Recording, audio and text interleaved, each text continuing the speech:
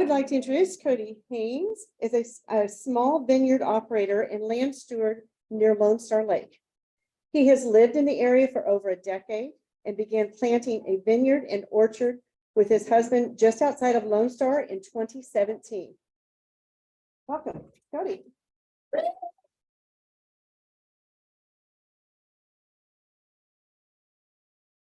Thank you very much. I will try and not be too loud. I tend to be loud without a microphone, so if it gets unbearable, please somebody yell.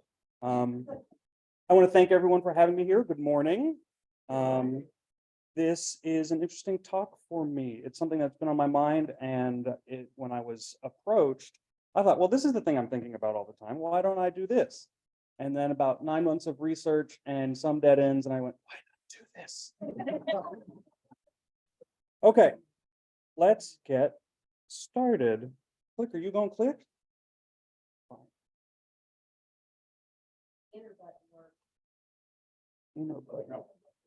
Couple things I want to do. Yes, please. It's the one that's First of all- this one right here.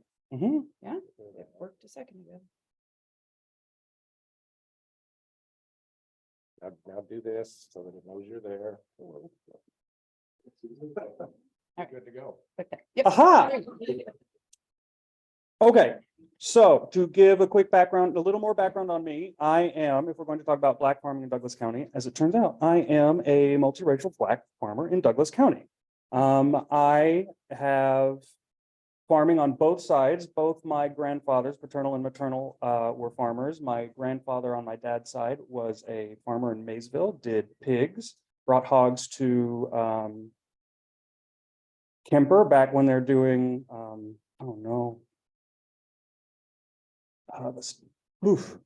well, there goes that word.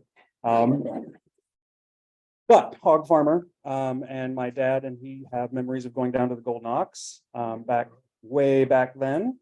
And then my grandfather and my maternal parents, maternal grandparents are from northern Louisiana.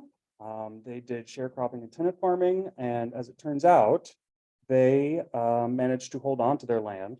And so I'm really lucky that we have family land down in northern Louisiana, about 100 acres that's still under crop. It's cotton, soy, and then some pecan groves that have survived.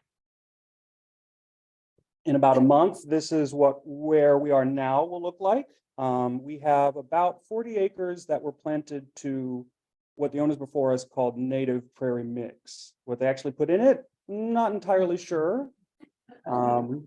We get a lot of these ashy sunflowers, which are very nice. And then the project that I have undertaken on the land is about 1.5 acres of experimental selection massal for vineyards. So I've got about low density, about 1,500 plants at the moment, and they're all head trained. So no training at the moment. They're all on their own, however they like to be. And honestly, I'm very grateful. Not, as you'll find out, not a lot of people, particularly non-white people, get opportunities like this to have so much land to experiment and take risks. And I am really lucky that I get that chance. So one thing that's really important when we're talking about this is that by any measure, land is wealth. Whether or not you think of that in the very commercial and practical sense, that this is money, capital, that this is something that I can pass on to my children or to an estate, it will always be valuable. Now, it's also wealthy. It's also wealth in other ways. There are ways that you can relate to the land that are beautiful and wonderful, things that you can go out and express and also be changed by, which is totally also wealth to me. So one thing that has become a little more common is to do a land acknowledgement. Frequently, I find that land acknowledgements try too hard to be oversimplifications. They try really hard to, well, we did it, we acknowledged, and now we're moving forward and we're not going to talk about it anymore because I did the thing I was supposed to do. And honestly, in our region, it's very complicated. People will very quickly go, well, the Osage were here and there's the Shawnee Reservation and a Delaware Reservation, and then move on. This was for a long time a busy corridor for a lot of people. And it meant a lot, and they also impacted that landscape. There was a conversation between the people and the landscape. And it's something that we benefit still from today, even if we don't give credit where credit is due. And so that's why I like to ask people to be a little more expansive when they think, what did this used to look like? Who used to be here? And whose wealth are we benefiting from now? So a lot of this talk is going to be about land loss. I'd love to be able to turn to you all and go, well, I went through all the records and I found that this variety of potato actually comes from a Black farmer, and this is the one that Frito-Lay was like, this is the best potato. And we are going to actually patent it. We're going to turn it into the best potato chip. And that's also a thing, sort of thing that happens, another stealing of intellectual property and wealth. But that is not the story I have to tell to you today. A lot of what I have to tell you is what's missing. So, current state of Black farming in Douglas County. When I first started thinking about it, I thought, well, I can count on probably two hands the small growers, the specialty growers I know personally that are non-white. And then when I go specifically Black, well, I've got a neighbor down the way. And then I thought, but do I know anybody who's doing cropland? Do I know anybody who's doing large scale? And I went, I don't think so. And so I thought, well, maybe I just don't know enough. I haven't been around that long. I don't talk to a lot of big growers. I do a lot of small, weird experimental things and mostly making a mess. And so it could be simply, I'm out of touch. I haven't made that community yet, which is another theme I'll come back to. So I thought, well, there's a document. I can turn to the Ag Census. And so obviously the newest Ag Census hasn't been released yet, but the agricultural census for 2017 is available. So in Kansas, there's about, give or take, 45,759,319 farmed acres. 45,647,542 of those acres are farmed by white people. Now, that's a big number. It's worth pointing out that, and I'll come back to this, that there are different charts on the Ag Census that you can read. There are different ways of trying to figure out what information has been gathered. So one of the complicating things is when you read the race and ethnicity breakdowns on the Ag Census, they're usually more inclusive. So some people might get counted twice if they count, like me, white and Black. And so there's sometimes you're like, no, that's more land than is accounted for if you add them up this way. So if you take that value at face value, then it means about 0.31% of farmland is not operated by a white operator. But again, that's the big number. That's the big number that maybe doesn't quite capture the nuance of how the Ag Census reports data. So we can look at it a different way, where on the race and ethnicity breakdowns for Kansas, now we're still in Kansas, the state, 72,786 acres are operated by Black operators, primarily. That's 0.16% of Kansas farmland. That's not a lot. And when we're talking about new farmers trying to get into the game, it means there's not a lot to go around, especially when, particularly in a time, people are feeling a little more protective of their wealth. People are a little concerned. People want to make sure that the thing that they've invested in either continues to be theirs or makes on their investment. If you want to see the data for Douglas County, here is the race breakdown for Douglas County for Black folks. That's it.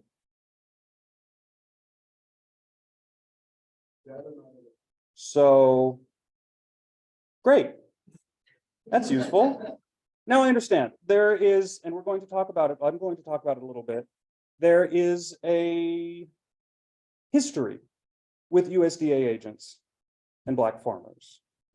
And so you need to take into account, and the USDA does, that the reporting is underreported, that they are undergathering data. In fact, the USDA does account for this, and according to one article in 2012, the 2012 Ag Census, the USDA reported that about 43% of who they expected out of Black farmers to responded. So they said, fine, for our estimates, we will revise up. And so they revised up by 230%. For the 2017 census, it was about a similar statistical revision. And if you want to, you can go into the Ag Census and go into the back and you can go to their methods and see how they make these evaluations. It's worth noting that they revise up for a lot of folks based on the concern that they are not gathering every participant. So if we want to see who's farming, I thought I'd go, okay, I'm going to go into the past then. I will go into the past and I will see who and try and follow the dirt, as it's so to speak. So let's start with Rebecca Brooks Harvey. A lot of Black folks coming into Kansas were freed slaves. It's also worth pointing out that I think a lot of people don't duly make the difference between freed slaves and free people, meaning some people never born into the institution of slavery, never treated as property. Unfortunately, that is not a lot of the story that's going to be happening for us in Douglas County. So Rebecca Brooks Harvey was brought up by a Union general during the Civil War, along with about 70 other freed slaves and her children. And she stayed in Douglas County. And starting with sharecropping, eventually share and tenant cropping, eventually made her way to about 15 acres. And my understanding is that over time, the Harvey family has, according to one of the Lawrence Public Library oral history reports, which are very lovely, and if you ever have a chance, please go into them. At one stage, possibly up to 850 to 1,000 acres. And then through the usual machinations of land loss, lost a lot of the acreage and eventually worked their way back up to about 360 of those acres. Yes, please. Just want to reiterate that her son, Edward Harvey, owned the property and he was selling acres because there was only so much he could manage, okay? And the current descendant still lives on the family homestead today, south of Blue Mountain. Excellent. Thank you. In fact, and Edward Harvey founded the Douglas County Extension, 1970. We celebrated this at the centennial. excellent. Important family, major family. Because I've been trying to track down when extension started, and it's mentioned in Martha Parker's book. Right. She says in the 20s, but clearly not. I'll send you the stuff. You can get a book from me. I'll take it. Okay. So I don't lose my head. I meant to save time for towards the end that we can do this, and please, because I know everyone's going to know more than me, and that's what I'm hoping. And I would love to do more of this at the end. So let me try and get through, otherwise I'll lose the thread and I'll talk way too much. Okay, so that is one example of farm and a farming family in Douglas County. Now, the next two examples, many of you may already know this, the next two examples are farm families that are now under 35 square miles of water. So Clinton Lake, the reservoir, because there are no lakes in Kansas, they're all reservoirs, was a project that essentially drowned. So drowned towns is a thing, and we'll continue forward and we'll talk about them. But the major Black rural community is underwater. And it's not as if there is another community that we can turn to and say, well, at least there was another one for them to relocate to. They were given adequate monies. No, it's gone. So, as is the case often in America, one of the ways you can get very useful information is apparently from a sketch comedy show.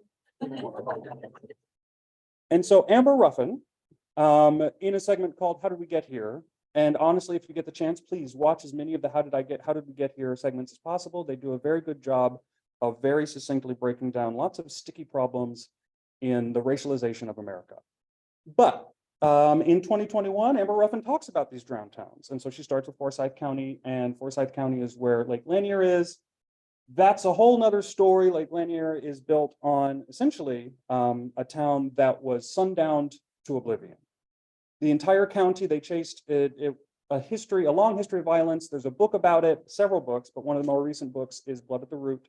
I recommend looking into it if you get a chance. Another one is the Central Park Reservoir.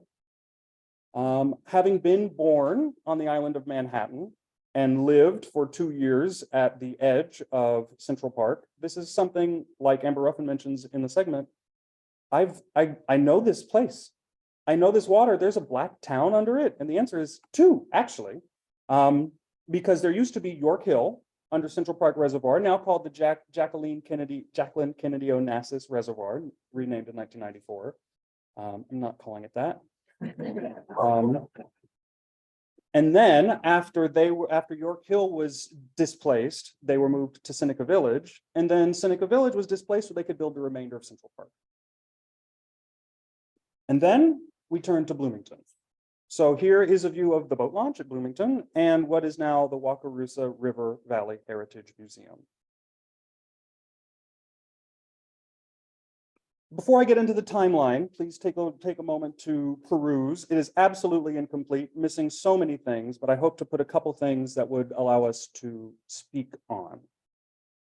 There is a history of drowned towns in America, and it's important to point out that it's not only Black towns that are drowned. But it is also worth pointing out that in the instances that Black towns are drowned, sometimes that is the Black community, or often it's a community that was thriving. It is one of the many ways, and it happens with many different kinds of levers, that Black wealth is diminished. And it's absolutely worth reinstating that, no, it's not only Black towns, but there sure are a lot of them. So this is the first half of the timeline. I wanted to include some things that were also worthwhile, like USDA, the Morrill Act. So the Morrill Act is what allows land grant institutions to come into being. And as is the case in America, there had to be a second Morrill Act so that Black people could actually attend these colleges. And so the gist is that the second Morrill Act either allowed for a separate Black land grant institution to be built, or insisted that they had to be inclusive. And so I think one of the reasons why including a lot of the USDA's programs is that they've had a big impact on our area. For instance, another land grant institution is Haskell Indian Nations University. And there is a lot of history there too, and I do not have the time.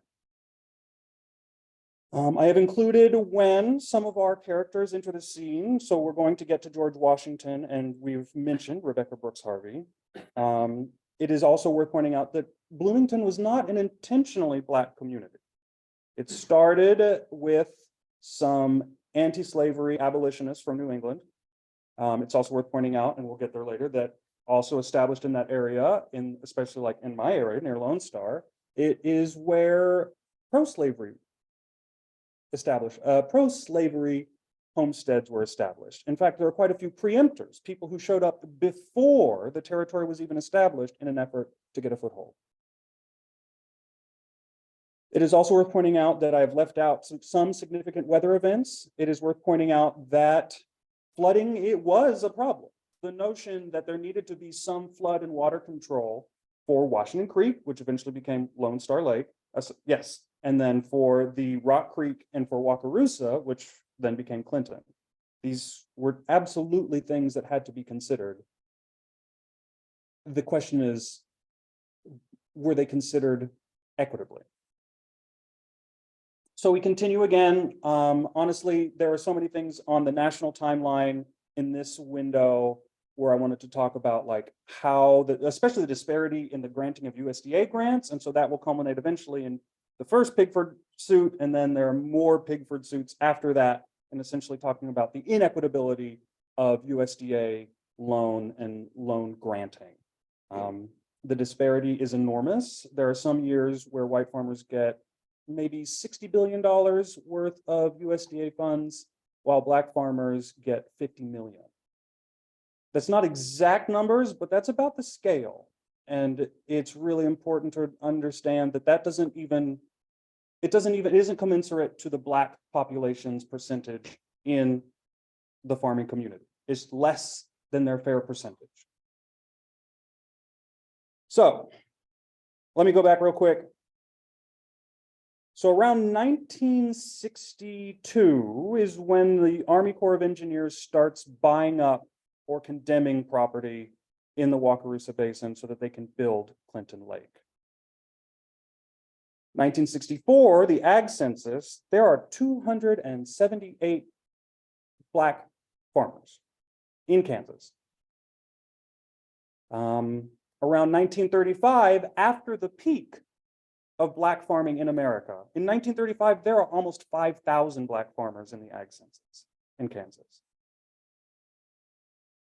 For what it's worth now, the current Ag Census for Kansas says there are about 271, I think, is what the current Ag Census says.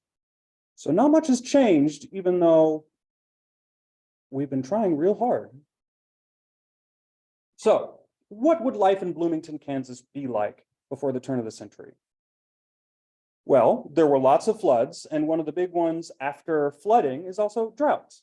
And so droughts are a major problem. There's a second drought that will occur later in 1932 during the Depression that will make it incredibly difficult to be a profitable farmer, in addition to the grasshopper infestations, which maybe some of you have witnessed recently. There was an all-Black baseball team. There was a brass band. One thing that is fascinating to me, and one of the ways that I got into looking for these communities, it was sort of well known. I had learned from another community member that Bloomington was under Clinton Lake.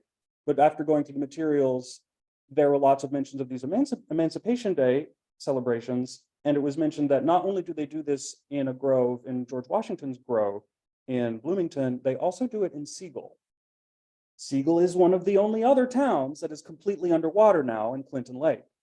And so it's not clear if what percentage or what proportion, how present Black farmers would have been also in Siegel, but at the very least, we know that they would have participated in the Emancipation Day celebrations. And for those of you who don't know, the Emancipation Day celebrations are different from what is now becoming more and more popular, Juneteenth. Emancipation Day used to be more of the national Black holiday. Juneteenth was specifically Galveston, Texas, but it's becoming more of a national holiday now. July 4th did not mean a lot to the previously enslaved. Here's a photo of the baseball team. You can see this yourself at the Watkins exhibit. There is a temporary exhibit about the watershed. I recommend going to see it. It's modest, it's quick. There's so much else at the museum you can go see. And it means you can see this photo without me having taken a photo of it in the case. One of the things that the museum director of the Wakarusa Heritage Museum pointed out to me is that at least one of the baseball players is actually wearing a Belvoir uniform. So the big scripty B is Belvoir, not Bloomington. And apparently the baseball players would move about. Any excuse to play more baseball. So here is a photo of the George Washington family. So George Washington was born enslaved, born in Missouri in Platte County, and sometime in 1963 made his way, most likely with a group of previously enslaved people, along the frozen Missouri, then to Quindaro, then to Leavenworth, and eventually here. George Washington was a member of the 91st Colored Volunteer Infantrymen that were stationed in Lawrence, and 9 of them stayed behind and made lives here. If you go to the Clinton Cemetery, you can see them. A lot of the Black families are at the way back, so you need to go to the way back, but you can find them. Then there's also the Kaiser family. And so a lot of information that I got is from Lorena Kaiser's interviews, both with the Lawrence Public Library and through the Wakarusa Heritage Museum. I cannot recommend enough to go through those materials because there's just a lot in there that's really lovely. If we want to get to farming heritage, there's a little bit that we get from Lorena's interviews. We learned that there is a lot of horse keeping. There's a lot of talk about so-and-so had 5 horses.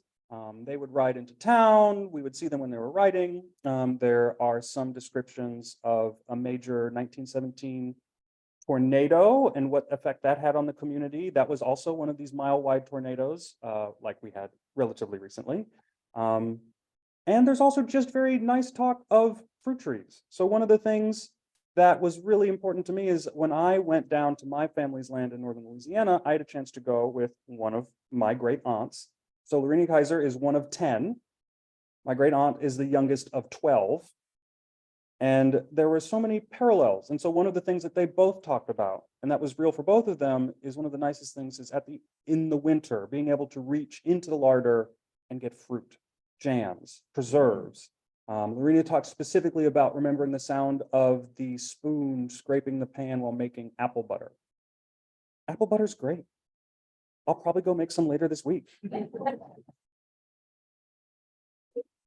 So another part of the life in Bloomington is to remember that the landscape has a history of violence. And so not too far from Bloomington, not too far from where my husband and I live, there's Fort Saunders. Now it's not really a fort. It's an encampment, a glorified big cabin. But as many of you probably know, a lot of the history of the area is the history of Bleeding Kansas. And so between the conflicts between abolitionists and pro-slavery wildcats, there is constantly, besides escaping slavery, besides trying to make sure that you are going to be able to pay your mortgage on your farm, besides trying to make sure that the grasshoppers aren't destroying every single plant of wheat, you still have to deal with violence from your neighbors.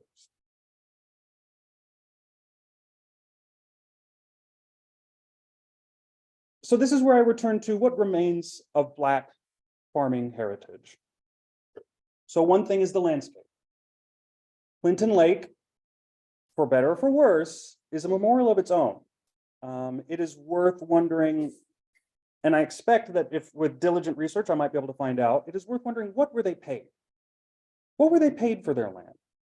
Clinton Lake serves 100,000 water drinkers, water users a year, at least, in addition to all of the recreational use that it brings into the county. Were they paid for that? Or were they paid for, well, we're going to condemn your land, so you just take what you're offered?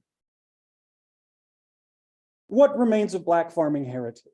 We have memory. There are living descendants in this county. One of the things I hope is little by little being able to make connections and continue gathering oral histories while we still can. Every time I crack into any of Martha Parker's work, I go, this is incredible. How did she do all of this? It's also worth pointing out that Martha Parker was an inhabitant of Bloomington. One of the things that Lorena Kaiser mentions in an interview is she goes, well, there's this sort of perception that Bloomington was all Black. It's worth pointing out that Bloomington actually had a lot of mixed race families also. And this is at a time before Loving. So this is when mixed race couples can still, this is illegal. So there's somewhere they have to be. But those homes, that heritage is now underwater.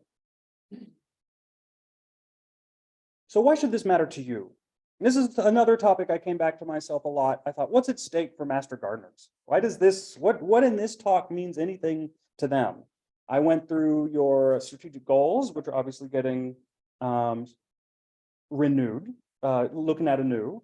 I went through what motivates the master gardeners. And obviously one of the things that you offer is expertise. You offer help. And so this is one of the things that I mentioned at the beginning is this notion of community. There are lots of white faces in this room. And that's not any fault of you. But when you're trying to serve the community, how do they see themselves in what they want to be doing? How do they see themselves and know that it is an option for them?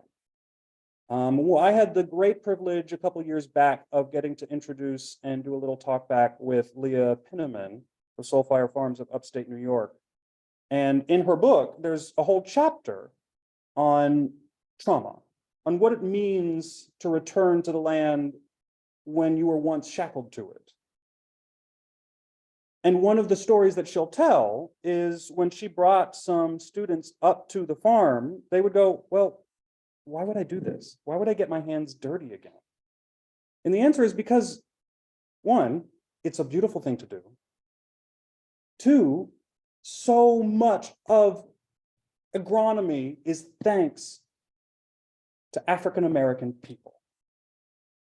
And as much as I wish, like I said, I could come to you and say, well, this variety of sweet potato was actually, it came from Bloomington. And this variety of sweet potato is so good because it tends to mound up instead of spreading out, and it's easier to cultivate with a tractor. No, I can't tell you that.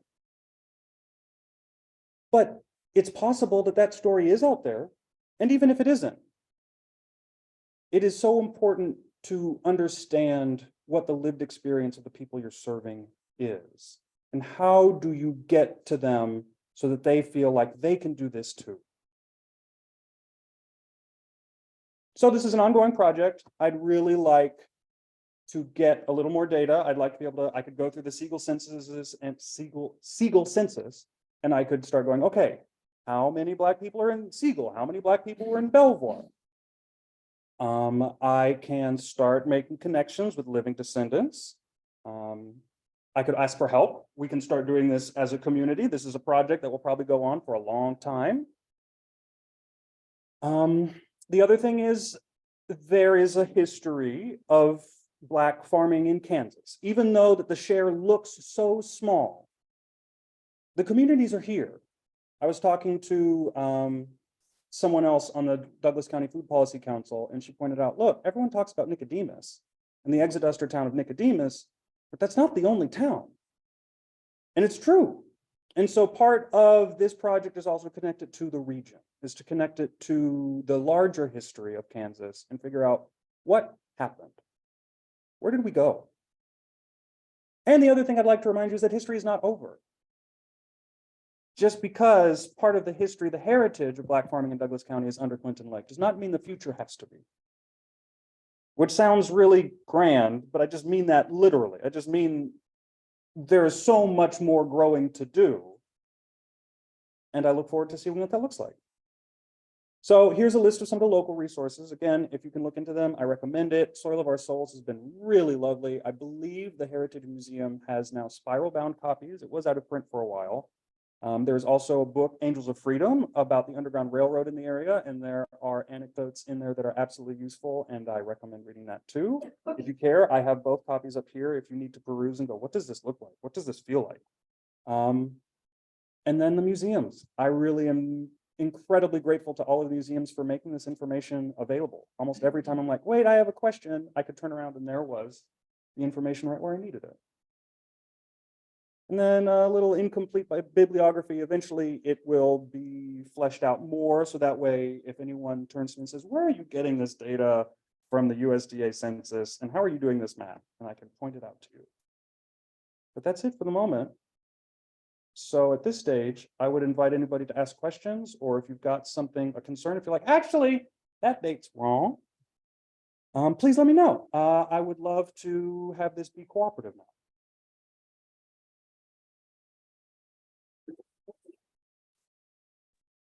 Are you able to email out the presentation so that we have these links on hand? I have a comment in the chat. Yes. It's very needed and awesome presentation. Oh. And they must very much for working on stuff. Well, thank you, chat. Hey, Thank you, April. here's a question.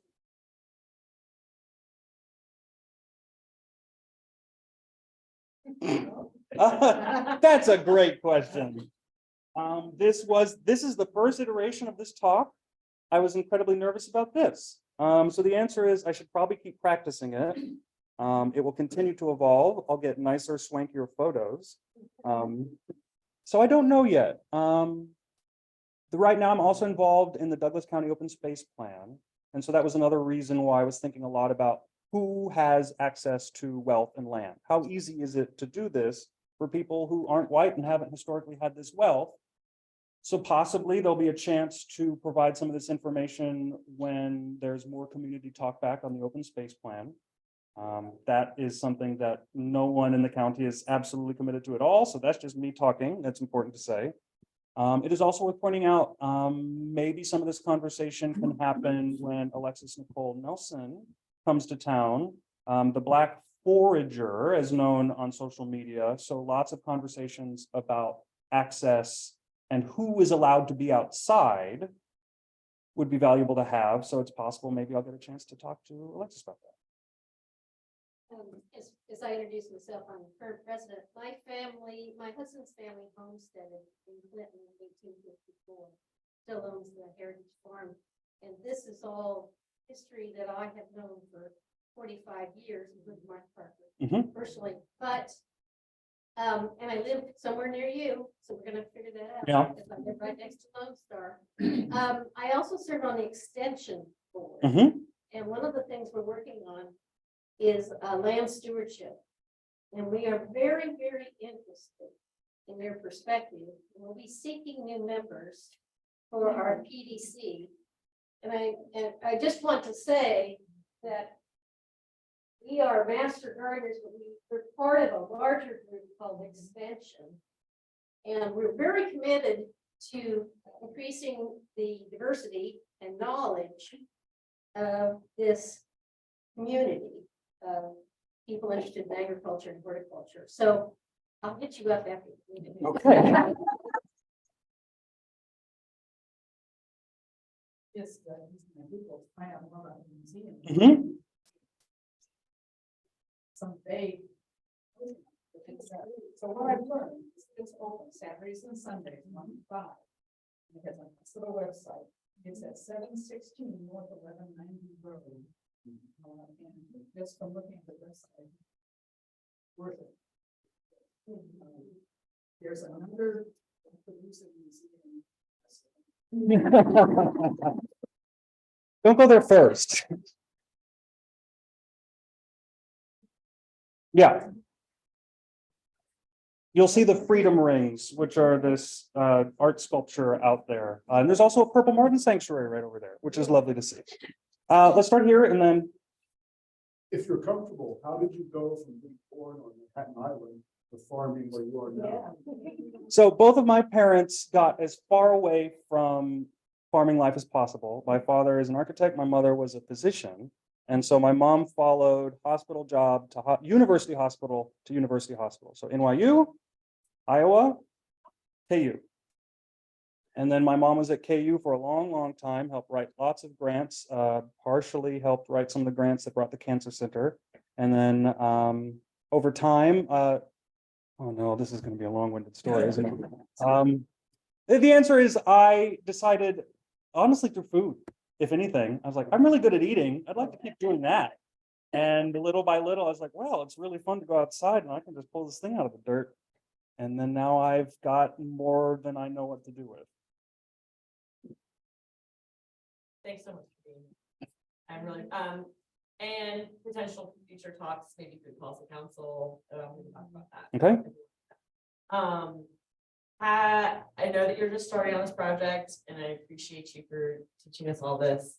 What have you come across about the history of Black farming in North Lawrence? I know that there is a historical population there. I don't know enough about it either.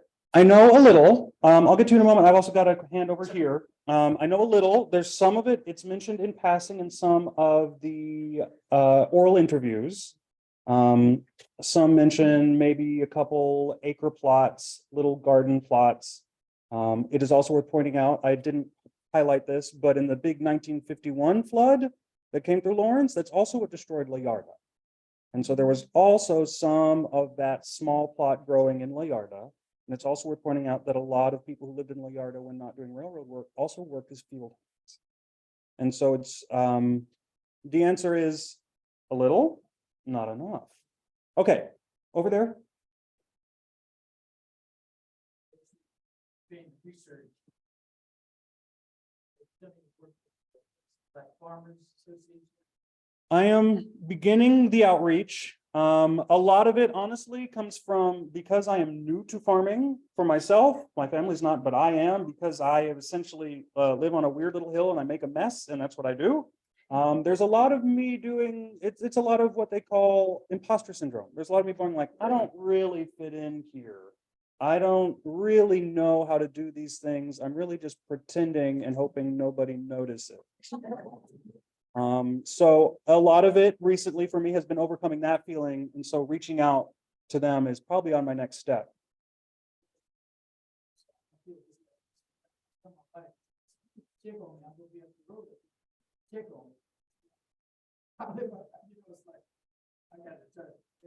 Right? Hi, Umri has his hand up. Okay. Oh yeah, here I'm on Zoom here. Can you hear me? Okay.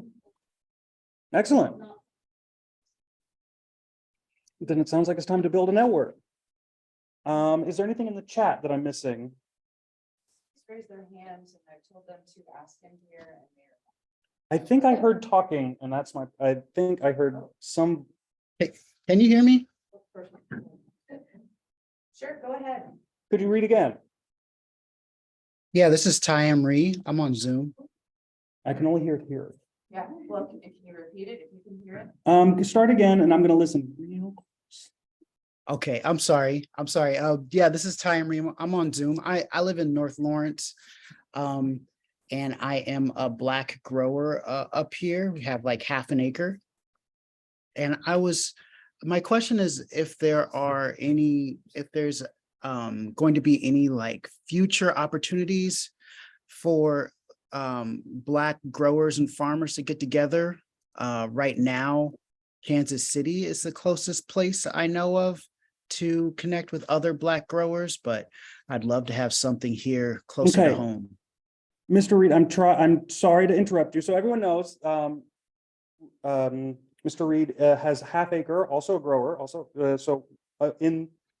in the demographic at hand, and was asking about more opportunities. Obviously, there's some networking opportunities in Kansas City, and like those are.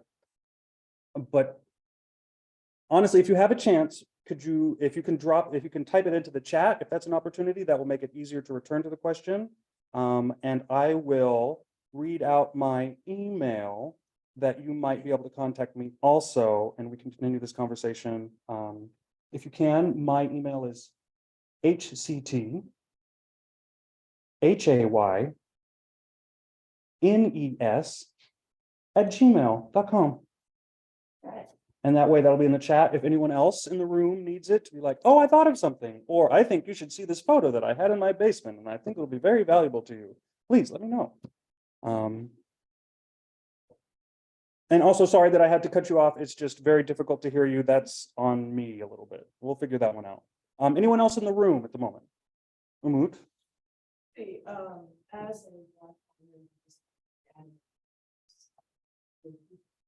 council, what are specific policies that you think that Douglas County and the city of Lawrence can do to acknowledge past harm and learn more about new experiences of our farmers going forward? Well, there are two things that come to mind. One is we have been piloting a lived experience grant so that when the county turns to the marginalized community, when they go to Black people or poor people, when they say, hey, we need you to tell us what's up with your life so we can get out of your way, so we can bring better policy to you, rather than extracting that knowledge from them and essentially asking them to do work at their own penny, because they need to account for healthcare, for childcare, they need to account for losing work. This is one of the policies that makes it easier for those members of the community to participate in the system, to make it easier that they are heard and that they can have influence on the policy that makes their lives either easier or harder. And another one is that the Douglas County Food Policy Council has themselves expressed a letter of approval, a letter of, yes, we would like to see more of this for food as a public work. The notion that the county would support agriculture done on public land that feeds the public, that provides training opportunities for the public, that makes it easier for people who otherwise cannot get a leg into Douglas County landholding to start learning, to start doing, because in many instances, they have the knowledge, they have the expertise. There are parts of expanding the Common Ground program and making it easier to maybe have more permanent leases so that they can actually build wealth, build a business, rather than being worried that every couple years their lease might run out and they've got to start from scratch. And someone else is going to take over all of the beautiful soil fertility that they built, and they have to do it all over again. I've got one question over here and I'll come back. I'm gonna try to articulate this, but I had a graphic about the USDA subsidies to white versus black farmers. Mm. Did you drill down on that to decide how much of that was like systemic racism versus power plays and numbers? But like maybe black farmers do not have the wherewithal of jumping through all the federal hoops of getting the money. What do you mean by wherewithal? What does that mean? They don't know which levers to pull. They need what is called technical assistance. Technical assistance, they don't have access, they don't know all the hoops to jump through to actually get the money through the grant process, if there's a grant process. Other people may be grandfathered in, white farmers have been doing it forever. So they just get a check written every year. Now, the black farmers think, oh, I can get this money? How do I go about doing that? And the hurdles are just so big that maybe they don't bother. The answer is complicated. My question wasn't articulated very well. So you touched on a couple things. I immediately jumped on the notion of wherewithal. So that touches on something that is frequently used. It is a particular word that means a lot. And it often means like, oh, they don't, and I'm not saying that necessarily this is what you intended, but it's definitely something that happens, is that they go, well, you just don't know how to do this. You don't have the knowledge. You don't have the skill, the same skill base as white farmers. And that's why you're not succeeding, which is not true. And again, it's probably not what you meant, but immediately I heard it and I went, hold on a second. It's also worth pointing out that there are reports and reports and reports. And I honestly haven't had a chance to read all of them, but a lot of them are about, that's the whole point of the Pigford suits, is that it has been established that even accounting for numbers and percentages, that black farmers are just not getting the assistance at the same rates as white farmers. On top of that, it is pretty clear that some of that is grandfathering. Some of that is, we have an established relationship. We have the good old boys handshake. Same time next year, we'll do it. And because of that continued social capital that is built on, you look like me and I know how you are as a person, that is also something that influences who has access to the grant money. It's also worth pointing out that another way that wherewithal word comes up, recently, I think under the Obama administration, somebody who was essentially in charge of the USDA Civil Rights Office essentially said, well, maybe black folks just don't have the financial literacy. That is so, it's kind of bullshit. And so those are great questions, and there's lots of very policy wonky data that breaks it down. And if I can remember, it's possible it's even on the EWG timeline of black farmers at USDA. And it is a very good timeline that essentially at every single point has a document that supports, okay, this year, $57 billion went out to white farmers, 54 million went out to black farmers. Here's what happened. Here's how it breaks down. And so that is one place to look. And if possible, maybe we'll be able to send the PowerPoint out to people that if they're like, I would like to explore this, I would like to see more of this. Either I can send it to you or it can be delivered through master gardeners. Yes, and then yes. So I've been on a PhD for, this is my 3rd year. I was a city dweller. Got its professional development committee. Every extension has 4 of them. Diane Guthrie's over here. She was the representative where I was. You don't know anything about it. That's a problem. But the infrastructure of extension is we have a set of agents that are supported by 24 elected officials, of which I am one. And we are divided into 4 councils. The council I serve on is agriculture and horticulture. And we actually have been floundering for years with what to do. We catalyzed the last couple of years with the new strategic plan for extension. And we were charged with finding viable activities for these EDCs to do to support the ag and hort agent. That's who I respond to. And what we have decided to do, and Sharon reported this in a meeting 2 months ago, we wrote a grant to the Heritage Foundation, received $10,000 to write a document that helps farmers specifically, but rural landowners targeted under 40 acres less, 60 acres less, how to do it in the country. Where to find information about wells, where to find information about all kinds of resources you need just to run the farm. How do you, I mean, everything that you have to do. There is a 25-year-old document out there and nothing since. So I am actually assigned water.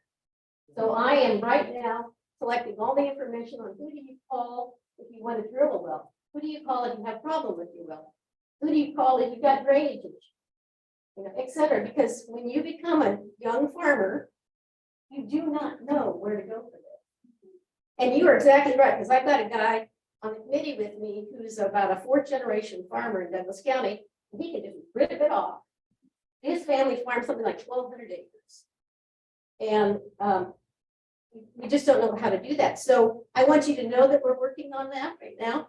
And we're going to reapply for grants next year to develop a website so that we can get into modern technology with the information that we find. But what he speaks about, not to diminish the perspective that you have, it really is an endemic problem.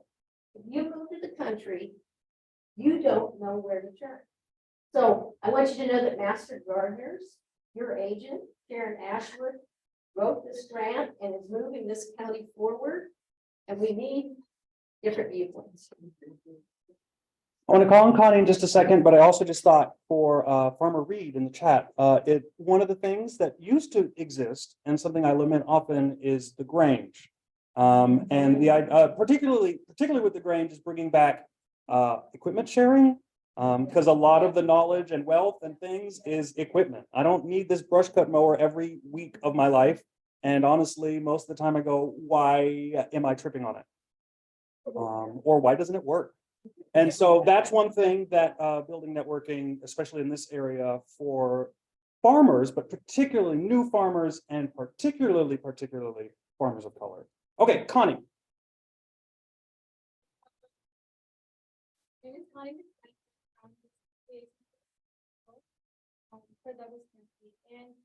have a question about the farm bill.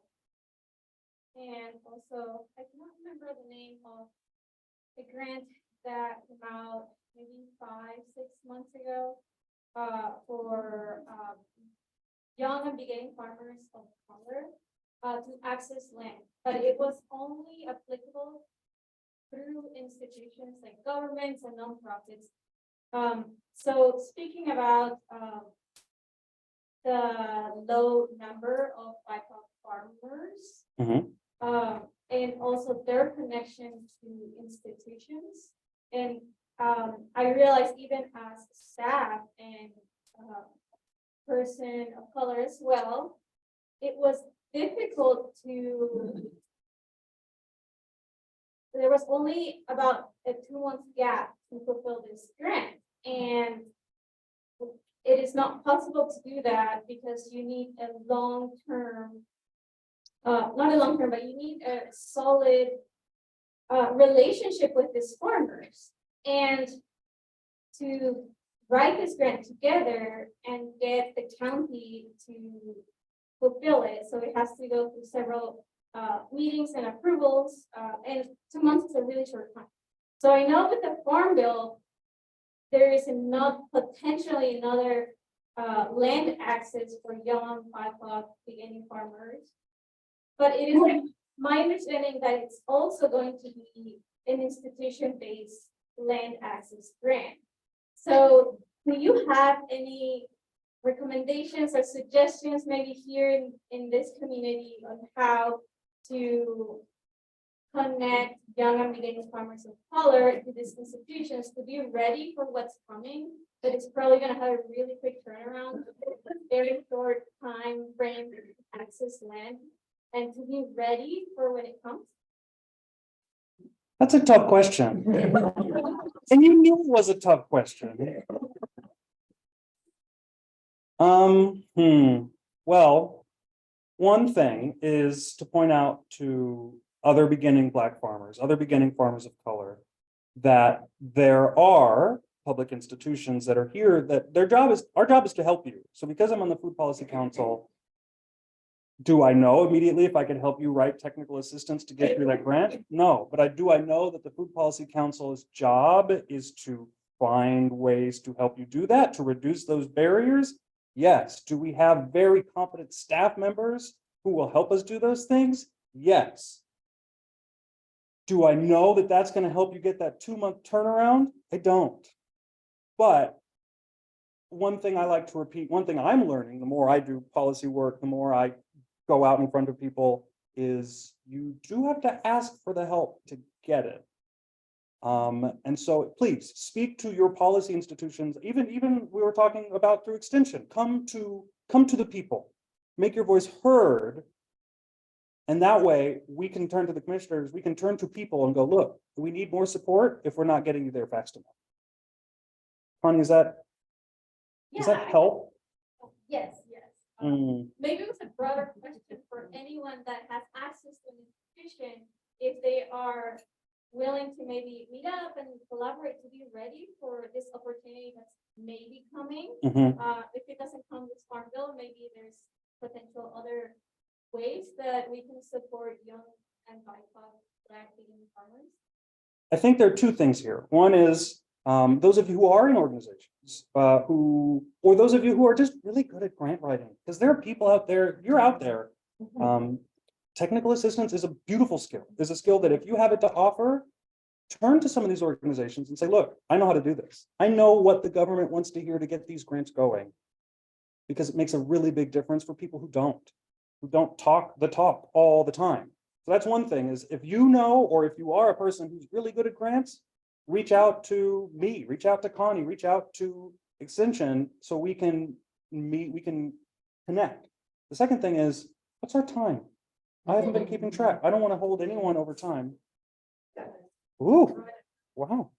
How about that? So I guess one last question, if there are any, in the way back. Yes, please. This question that just came up. Kansas Black Farm Association. The executive director, you know, Dr. Janella Holmes, and she is also retired Kansas State University professor. And Kansas State University works very closely with this organization. I have her email. I will admit, this is the second time this year that someone incredibly smart has said to me, you should reach out to Dr. Janella Holmes. The first time I was in Jackson for food policy work, and somebody from Salvi Horn from the Land Loss Protection Project, which is an incredible project, also definitely worth looking into, said, oh, you're from Kansas, you should really be connecting to Dr. Janella Holmes. Okay. Thank you all so much.